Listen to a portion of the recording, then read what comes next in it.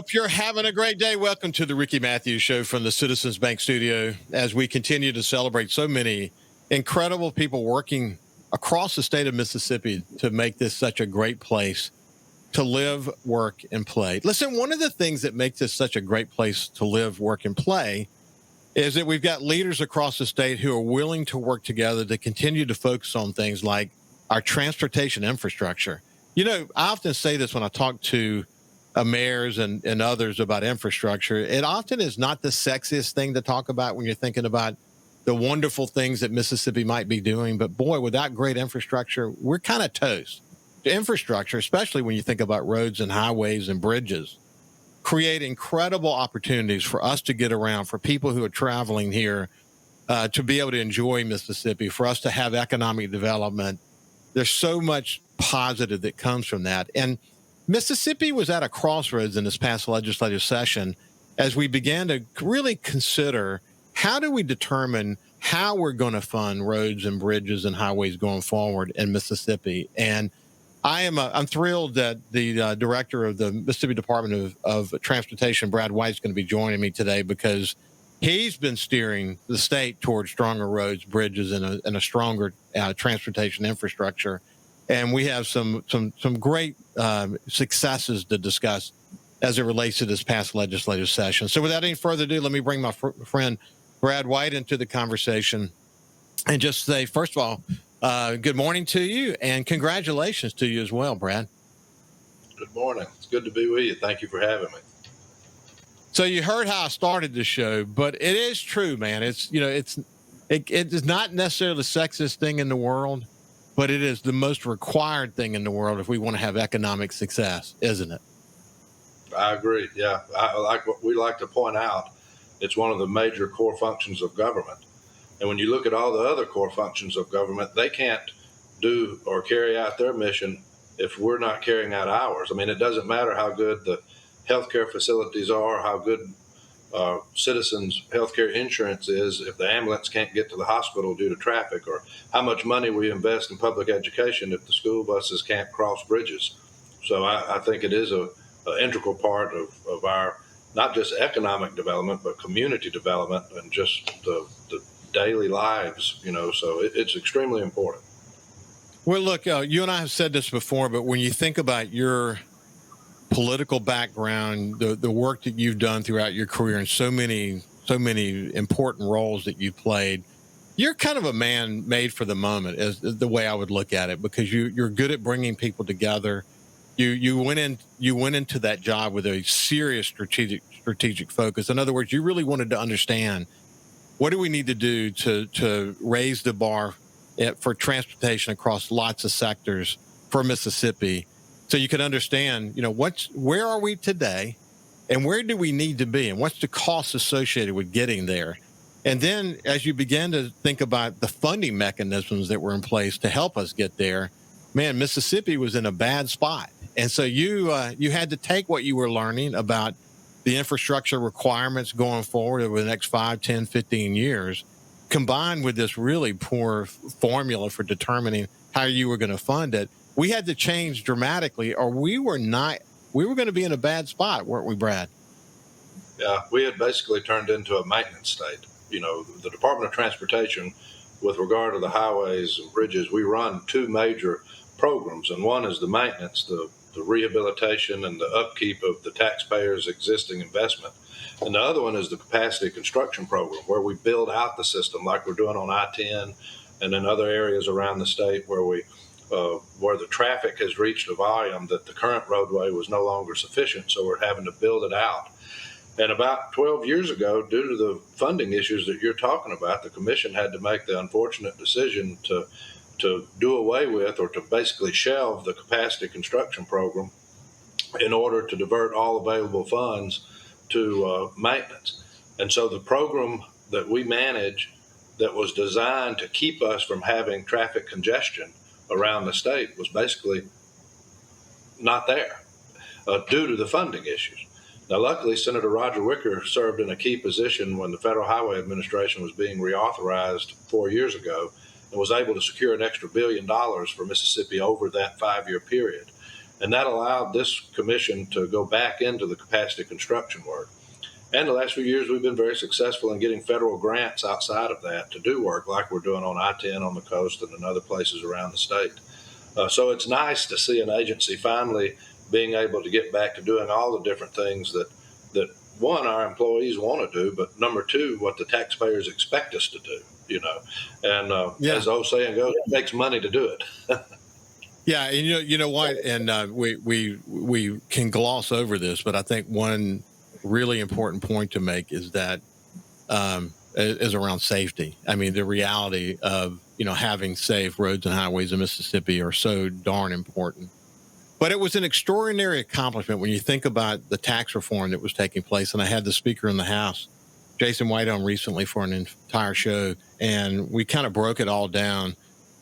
How significant what they accomplished with this tax reform really was, because they did multiple things within the context of it. One of which, obviously, is addressing the needs of MDOT and your plan. We got through it, but I think as you look back on it, it really was an extraordinary accomplishment that you were able to get these points across, and the legislature and the lieutenant governor and the Speaker of the House and the governor all supported you in this effort. But how significant was it in your view? I think it was very significant. I mean, Senator Cochran used to always say the best way to get what you want is to deserve what you want. And so we went to work here within the department to try to be, one, transparent, which you'll care about that with your past life. All of our commission meetings now are live streamed and archived. Anybody can go on and watch them in real time or later. We've redeveloped our 3-year plan in a way that we provide the legislature with a document that shows where every penny we spend goes, what projects listed by county, the termini of the projects, whether it be a paving project, a operational improvement, capacity project, or fill in the blank. We redeveloped our multimodal funds to try to have something that would empower the state to better leverage federal dollars. And so the last few years we've spent trying to build that relationship where the legislature could build something that I'm not sure they always had, which was confidence that they could trust the department to do with the money that they give us what their constituents would expect. And so with that level of transparency and I think professionalism, we've got a wonderful staff here of people that come to work every day, and their only goal is that of public service. I mean, most all of them could go into the private sector and make more money. So we've got a good team of people that have worked hard to be completely open and honest and do the work of the people. And I think that helped the legislature get to a point to where the leadership under the Speaker and the Lieutenant Governor were able to get the votes together to say, okay, I believe that we can invest this money with the Department of Transportation and know that it's going to go directly where the rubber meets the road for our constituents. And so it is meaningful. And by the time the full 9 cents is engaged with us, I think it's going to be in the neighborhood of $180 million annually that we'll have in dedicated additional revenue. They have a component involved in the legislation that addresses inflation, which was one of the key things left out of the 1987 4-lane program. So it was monumental that they were able to do that. But I think they were genius in the way that they put that tax bill together, because I don't believe that the fuel tax increase could have happened as a standalone bill. It had to be in an overall restructuring of our tax model to where it was a net cut for the taxpayers around the state and moving more to a user-based type of system, which I think, made sense. So I commend the legislature for taking those steps. I know it was a tough process for everybody to go through, but at the end of the day, investing in our transportation system around the state, I don't think is something that if we do it properly, that the taxpayers will ever regret. I was doing some reading this morning about the Highway Safety Improvement Program, and of course it's hurricane season, so you think about having flood-resistant routes. You think about evacuation routes.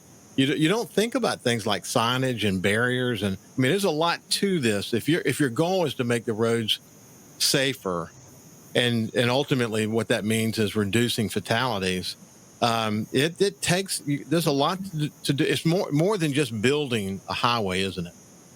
Oh, absolutely. I mean, one thing that we do now that was not always done, and you could see how it wasn't done on, say, Highway 49 all the way up to Jackson, is a lot of times working with Federal Highway, when we do new projects, we purchase right-of-way now with limited access, which is meant to have a system that you don't have driveways every 5 or 10 feet. And sometimes that can be problematic for some, but it does give us a system that is safe. It gives us a system that, especially in y'all's case, in the case of a hurricane evacuation, people are able to get on the road and get out of town without a lot of oncoming traffic. It just helps us maneuver vehicles and traffic in a much safer way.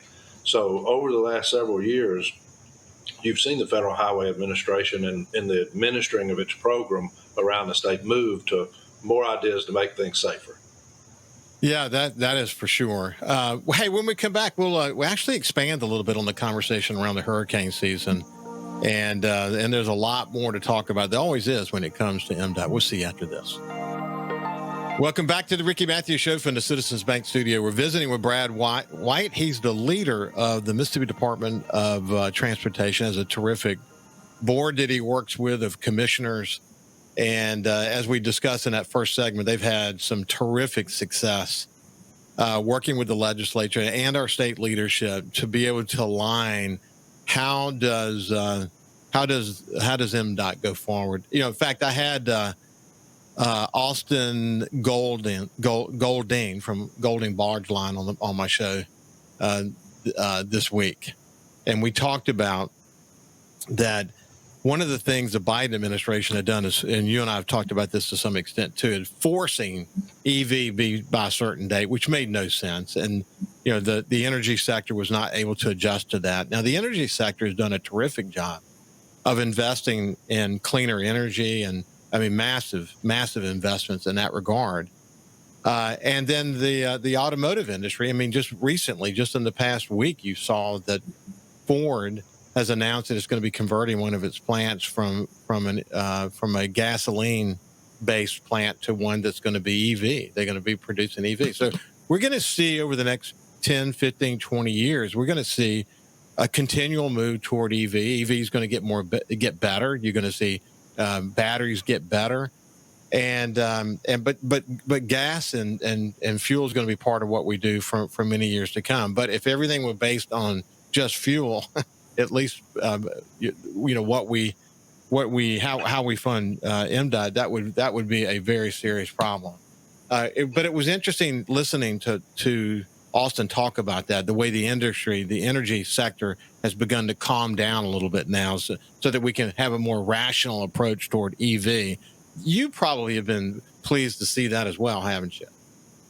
Yeah, I mean, I never really believed, just from a personal philosophical view, that it was government's role to prop up, the EV industry. I think that the private market ought to drive that, as people want to purchase EVs more, than the charging stations ought to be built out more by people that are doing it from the standpoint of a business perspective, not government trying to do it, to force it. So I think the moves that the Trump administration has taken, especially with regard to the USDOT and all of our programs, have been in the right direction for sure. Listen, I mentioned that as we were, going out of the last segment, that MDOT's role in the aftermath, even before a hurricane, in terms of planning and making sure evacuation routes are where it needs to be, in terms of coordinating with places like states like Louisiana on contraflow, and then the aftermath. I mean, there's a lot of planning that goes in, and we've had a really quiet season so far. Let's hope it stays that way. I was conversing this morning with one of my meteorologist friends, and for now, this high has kind of protected us, but we got a long season to go, and eventually this high is going to kind of move away, and something will probably get in the Gulf, and we'll have to contend with it. You don't wait for us to get threatened, though. It's just part of the gig at MDOT to be very aware and prepare and make sure people are safe. And that's a big bucket for you guys, isn't it?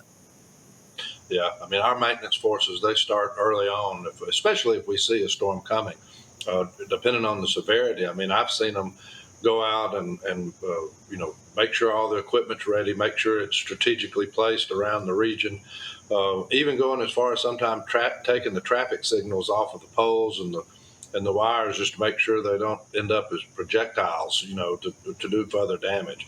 One thing, Governor Reeves says a lot, that as a result of Katrina, that one thing that Mississippi gets right is how to deal with storms. And partnering with the Emergency Management Agency, MEMA, we have a strong partnership with them that everything kind of works hand in glove. And I'm real proud of our folks. And, talking about that with the anniversary of Katrina coming up, I'm mindful of Governor Barber telling a story that you may have heard, that when the storm had passed and they were trying to get the National Guard and Highway Patrol and all the first responders down to the coast to the people that needed help, it was the maintenance crews of the Mississippi Department of Transportation that were the tip of the spears with bulldozers and chainsaws and things cutting through Highway 49 to make a path where everybody could get there. And our first responders are they're always out in the weather when it's the worst, and away from their families and also away from their homes that need to be protected, and oftentimes during those things. And I'm really proud of them and the work that they do and the way that they carry out what they're required to do. Yes, as you well know, Marcia Barber was with them on that initial wave down to the coast. Right. And so in her recollection of that, she talks in great detail about that experience of slowly but surely working her way down Highway 49 and who was there. Haley wrote about it in his book for sure.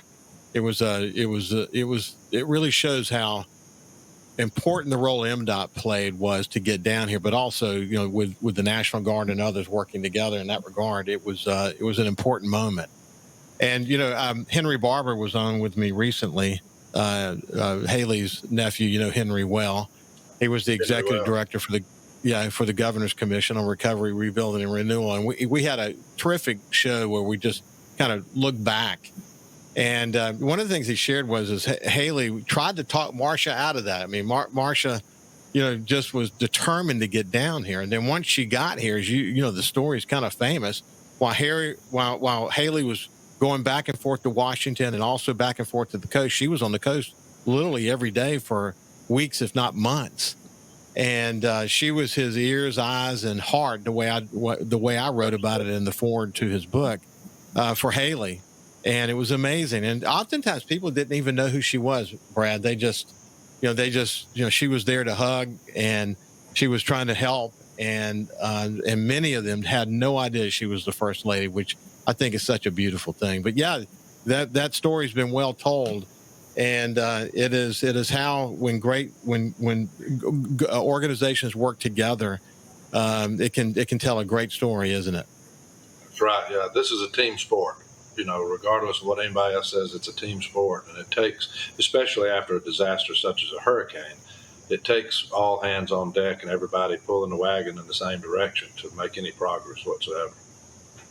Hey, listen, I've been noticing there's a lot going on across the state. I mean, you can widen this aperture a little bit, but I read this morning about Route 43, the repairs in Rankin County, and that's a big win for commuters. Looking at the widening projects that's happening down here on I-10. I mean, it's a very significant inconvenience, but boy, once that thing gets opened up, we already know in areas where it's wider how much better flow it is. But those are just two examples. There's examples all over the state, but there's a lot to track, isn't there? Yeah, I mean, we've got a big project going on in Jackson County, Highway 57. That's one of you were talking about safety earlier. That's one of our safer streets models that comes with some of the Federal Highway Administration's programs, where we'll control how the traffic can flow and turn on that highway. It'll serve as a major hurricane evacuation. And once completed, I think will be a great addition to the area and the community. We've got Highway 90 in Jackson County. That's an upcoming capacity project that we're working to move towards the construction. We're in the middle of work on Highway 49 in Harrison County, I-10 in Hancock and Harrison. The commission just awarded another safety project. There's about a $68 million project on Highway 67 there in Harrison County from Biloxi back around to 49. So all total, I don't have the list in front of me, but all total, I mean, we have probably over $500 million worth of just capacity type projects in the 3 coastal counties. So that's not counting the maintenance, the bridge projects, operational projects. That's not counting the rest of South Mississippi. We have, last few years, every year, we've broken the record of the year before in awarding the most contracts to push work out. And I'm happy to report to the taxpayers that 97% of our $1.58 billion budget in some way is connected to a project, whether it be with rail, waterways and ports, public transit, aeronautics, highways, or bridges. In some way, 97% of our budget touches an actual project. And I think that's a pretty good accomplishment that our team's been able to do. Yeah, it really is. One of the things I noticed as I was kind of preparing for this discussion, when you think about, I-20 and I-55, how much traffic's there when there's an accident, how big a deal it is. I think that MDOT does a really good job through its social media channels to try to inform people about what's going on. But, I would say social media and just the way you communicate with the public has changed over the years in a way that at least designed to help people understand better what's happening. You've put an effort into that, haven't you? We do. Our public affairs staff does a good job of working all the various social media accounts, Twitter, staying in touch with who I consider our partners in the media. I mean, without the media, we wouldn't be able to get a lot of our messages out to people. The thing about what we do, unfortunately, is even in the best of circumstances, we're an inconvenience to people because all the work that we're having to do is right in the middle of where people are trying to drive and commute to work or school or church or just conduct life. And so in the best of circumstances, we're an inconvenience. So I really do appreciate the level of patience that most of the traveling public give us. And, you do pay a little short-term hassle when we have work zones up and around, but the long-term benefit so outweighs it, It really does. Listen, when we come back on the other side, we'll continue our conversation with Brad White. We'll see you after this. Welcome back to the Ricky Matthews Show. We're visiting with Brad White, who is the executive director for the Mississippi Department of Transportation, someone we really enjoy checking in with because he's got a finger on the pulse to what's happening really across the state of Mississippi. One of the areas that we probably should mention is, people don't talk enough about what's going on in the Delta, but there's always something happening there. And you got any news from the Mississippi Delta? We do. Commissioner Willie Simmons will be cutting the ribbon on the completed project of the Highway 82 Greenville Bypass, as it's been called. That's a $200+ million project that rehabilitated a lot of the highway system up in that area, helped get major truck traffic off of downtown streets, make things a lot safer for the commute across the state. So that's a big project that's coming to that area. And we've got projects like that all over. The legislature has been very good to us, not just in our recurring revenue this past session, but over the last 4 sessions, they've probably given us about $1 billion in one-time money specifically for major construction projects. So we have Highway 15 in Tippah County that's under construction widening, in Union County, looking at projects in Pontotoc County, Highway 19 in Neshoba County that's being 4-laned and widened, work here in the Metro Jackson area, work over in the Warren County area where we're redoing an interchange and widening the roads there, Highway 25 in Rankin County, I-55 in Madison County. So there's a lot of orange barrels around Mississippi and throughout a lot of places. But yeah, Commissioner Willie Simmons, that's been one of his big targets, is to try to make sure that we're being very purposeful in our investment into the Mississippi Delta. So not just with the Greenville Bypass, but looking at improving the sections of Highway 61 that remain 2-lane, Highway 27, that's a little closer down to Warren County area. That's one of the that is bad need of some safety improvements. But looking at projects that we can be purposeful and trying to invest funds that will help the area and help promote economic development and just better quality of life. Yeah, of course, I have a place up in the Mississippi Delta, so I spend time on Highway 17 and 420 and lots of time on 82. When you think about the highway system in Mississippi in general, not just the Mississippi Delta, the back roads that you guys are responsible for, the back highways, there's a lot to say grace over, isn't there, Brad? We have over 33,000 miles of highway that we have to maintain. We have over 5,000 bridges to maintain and keep inspections going. It's an asset that is valued at somewhere around $67 billion. And we have about a $1.5 billion annual budget with which to try to maintain it and to continue building it out. So while we have one of the larger budgets in state government, we also have more to say grace over than most people. And what we do, unfortunately, is it's expensive. Our types of project cost money. But the legislature has been very good to us. Our congressional delegation, Congressman Thompson, Senator Hyde Smith, Senator Wicker, Congressman Kelly, Congressman Ezell, and Congressman Guest, all of them we have a good team in place. Transportation is something that crosses all party lines and everything. There are no Republican or Democrat bridges or highways around the state. And so it's something that, as you mentioned early on, it's one of the major core functions of government, and something that's pretty easy if we just do our business right and we're transparent and forthcoming with things. It's pretty easy to get people to be willing to invest in it because it helps all of our state. And I'm real appreciative of what we've got going on now that's just due to that type of collaboration.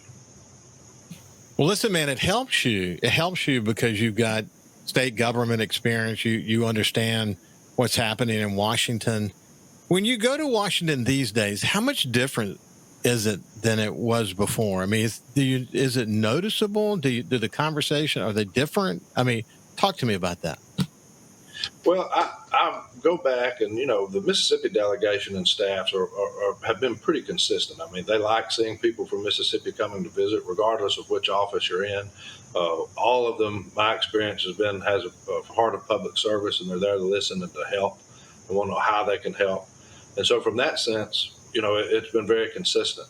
I attended a meeting at the USDOT here a couple of weeks ago with Secretary Duffy and some of the undersecretary, and they met with several of the CEOs around the state from State Department of Transportation as we begin this conversation of the reauthorization of the Federal Highway Administration, which is where all of our federal program dollars come from.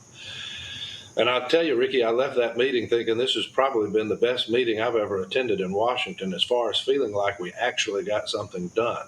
We were talking about what are some real practical, pragmatic ways that this law can be drafted, not just in providing money, but providing flexibility within the law, providing better channels, better common sense, applying common sense to how we carry out our mission to allow us to do it a little quicker and a little more efficient than we've been done in the past.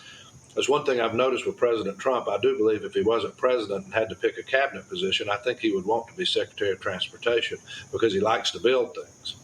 And my observation from listening to Secretary Duffy is that the instructions they're getting out of the White House is let's cut through the red tape and let's make sure that these states can take the resources we're giving them and get the product delivered to the taxpayer as soon as possible and as efficiently as possible.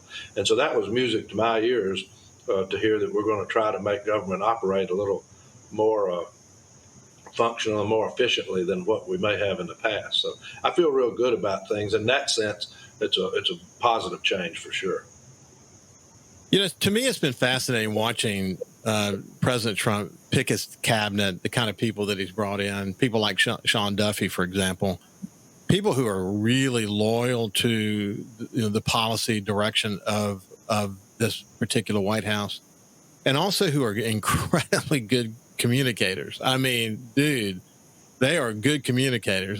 Most of them made a living communicating, but that's not, their living wasn't initially in communication, but working for a major network. But many of them passed through, or at least were regular guests on networks. Mm-hmm. But their ability to communicate and drive forward and do so in a way that people can understand it, and that sort of that practicality, that which they say the common sense approach to how they're going to approach government.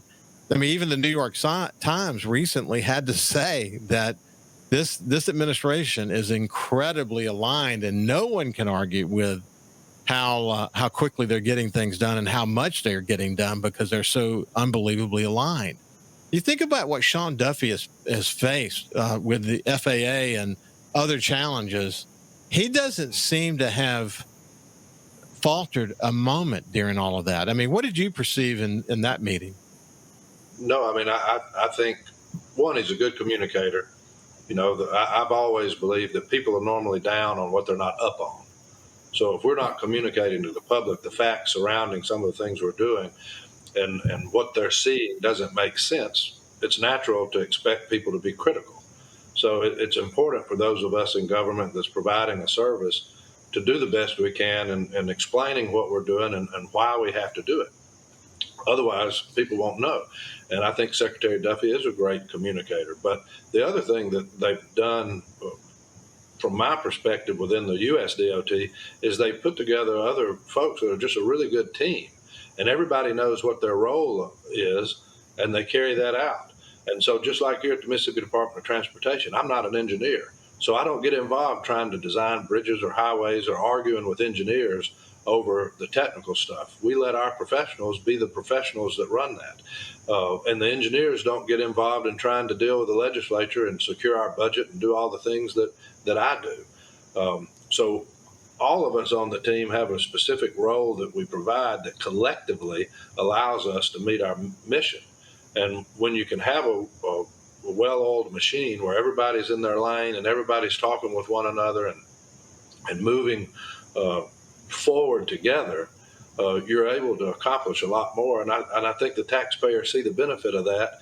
And so in the end, it helps us come back to the well the next legislative session. And kind of what I mentioned earlier about Senator Cochran saying, deserving what we want and showing our needs and being able to receive the resources yet again to go back and do more. People are down on what they are not up on. People are down on what they're not up on. What a beautiful statement. Where did you get that from? That was another Thad Cochranism. Senator Cochran would say that too. So, gosh, I had the benefit of having many editorial boards with him over the course of my tenure at the Sun Herald. Had a great relationship with him. He would always lead the editorial board meeting, especially when there were challenges here in coastal Mississippi, and he'd say to me, "Let me know if there's anything I can do to help you." And when he said that, Brad, he meant it. He really did mean it. He really did mean it. But I actually never heard him say that specifically. But people are down on what they're not up on. I mean, in some respects, in this political environment today, people almost don't want to be up on it, because if they were up on it or admitted they were up on it, they would not be down on it. They would have to say, you know what, that actually makes sense. And I bet even the Department of Transportation CEOs from blue states leave a meeting like you were just talking about a few minutes ago and say, that was a pretty good meeting. I mean, they have to admit it. And I love the point that you made that bridges and roads aren't Democrats or Republicans. Well, and you're exactly right. I mean, that was another positive thing that I saw. All of us were sitting around the table facing one another with the leadership of the U.S. DOT at the end. And you wouldn't have known a blue state from a red state. Everybody was together. I love that. We need to learn from that. Hey, when we come back on the other side, we'll continue our conversation with Brad White. We'll see you after this. Welcome back to the Ricky Matthews Show from the Citizens Bank studio. And as I said to start the show, one of the things I hope that you get from this meeting, this conversation with Brad White, the executive director for the Mississippi Department of Transportation, is how committed he is and how committed his team is, how committed his commissioners are to building strong roads, bridges, and safer futures into the infrastructure of Mississippi. I think that's very clear. And we celebrated, Brad, a bit about how you were able to get some big wins as it relates to funding for the MDOT out of this tax reform session that we just had. But that's not the end of that. I mean, that's the beginning of something really important. But this whole issue around funding mechanism, it just doesn't, just go away completely. There's more to do there, isn't there? Oh, absolutely. I think that this is a wonderful step in the right direction. And once fully implemented, will give us not just more money, but it gives us more money in a reoccurring fashion so that we can plan better and budget better and get more projects out to the streets. Well, you're exactly right. Our business is ever changing. Costs go up and down, and I do believe that eventually we've got to have a conversation about diversifying our funding model. For so long, we've had most of all of our eggs in the basket of the fuel tax, and as cars are getting more and more fuel efficient, as the growth of EVs happen, as the costs just go up, the cost of doing business, we're going to have to do what other states are doing, and that's looking at other options to secure funding that maybe collectively can eliminate the budget shortfall that we may have. And so I look forward to having those conversations with the legislative leadership about how do we do that. And there's a lot of different options that we can look at and talk about, Hey, listen, I'll look at you in your past. I see you happy in what you're doing. I see you motivated and great successes that are happening. And I get the sense that you're in great sync with your team and all. What's next for you? Do you see yourself, being a political leader at the statewide level at some point?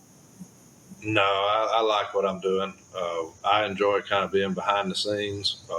I feel like we're accomplishing a lot at the Department of Transportation. And as long as we have a good team here, and as long as I feel like we're making a positive difference, then, I'm very satisfied with where I am. Every job I've ever had kind of came to me. I'm proof that God takes care of fools and babies. Every job I think of that I ever kind of went after and pursued, I wasn't very successful in getting. So I've kind of learned through life that you just be happy where you are and do the best you can. And when it's time for a change, the Lord will figure that out and bring it to you. But right now, I couldn't ask for better people to work with. I couldn't ask for, it's easy to understand what we do. Everything we do at MDOT is tangible. We can walk out and touch the end result of what we're doing. All my life in politics, you hear politicians talk about how government ought to be run like a business. Well, government's not a business, so it's two different entities. So that's not always easy to emulate or do. But with what we do, we are very much like a business. We have a board of directors and the Transportation Commission that oversees what we're doing, making sure we're doing things right and making sure we're not misappropriating funds and help setting policy for the agency. They hire a CEO that works with a team of professionals to deliver a product to a consumer, and we're graded on how well that product is delivered. So in that sense, it's something that we can set our own metrics and judge our success or lack thereof and make adjustments. And just carrying out that type of strategy and working with people that you enjoy working with, I don't know where I would go to have that any better than where I've got it now, I think you said that wonderfully. And coming back to the point about people are down on what they're not up on, one of the things that you've done with your strategic planning inside that organization, the work that you're implementing now, the relationship with our Washington leadership, the relationship with the legislature and state leaders in this. Yeah, you're right. It's not a business. So much of what you do involves massive collaboration across so many different entities. You've got local governments you have to work with. It's a multifaceted job that requires you to constantly be aware of how to best communicate what you're up to, because it's complex, so that they can be up on it and support you. And that takes a full-time communicator. So we talked about Sean Duffy and the people that surrounding the president, but if you didn't do what you did, Brad, in the way that you do it, you're a terrific communicator yourself. I don't think MDOT would be realizing a lot of the successes that they have today. And I know you wouldn't say that about yourself, but that does drive you. You have a bit of a competitive advantage over others because of your past and the experience that you've had and understanding how to communicate with certain entities. It's a terrific advantage, and you're playing it very well. So it's been fun to watch you do that. Well, thank you. I've benefited from being around a long time and knowing a lot of our leadership within the legislature and the congressional delegation personally. And so it does help when you have an existing relationship with people and you're able to talk and trust and you've already earned trust, that makes it easier. But again, talking about people being down on what they're not up on, engineers normally aren't very good communicators. And if I've done anything for MDOT, it's more been able to shine a light on the positive things that we do that people didn't know about. Give you a perfect example. We were putting some fencing around interstate bridges to get rid of the homeless people, and people thought that was mean. Well, we weren't being mean. We were just trying to keep fires from the bridge that would, complicate the integrity of the concrete. So there's a lot of things we do that we just weren't communicating very well. Yeah, I get it. We're out of time for the day, but Brad, it's been a pleasure to spend some time with you. Thank you very much. You bet. This has been Brad White from MDOT. Have a great day, and we will see you tomorrow.